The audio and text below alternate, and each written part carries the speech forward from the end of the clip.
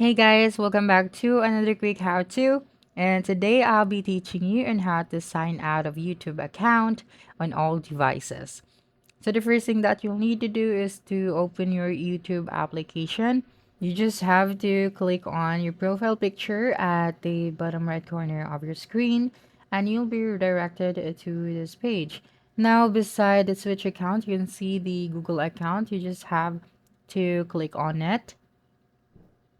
And then here you can see your personal info, data, and privacy.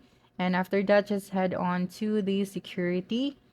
And when you go to security, you can see here the details of the two-step verification, security code, the passkeys, as well as your password. And when you scroll down all the way to the bottom, you can see here your devices option. So just click on the manage all devices and then wait for a few seconds. So now you can see all of the devices that your account is logged into. So when we click a specific device right here, okay, we'd be able to see the sign out button, the find device, as well as the don't recognize something. All you have to do now is to click on the sign up button and then click on the sign out.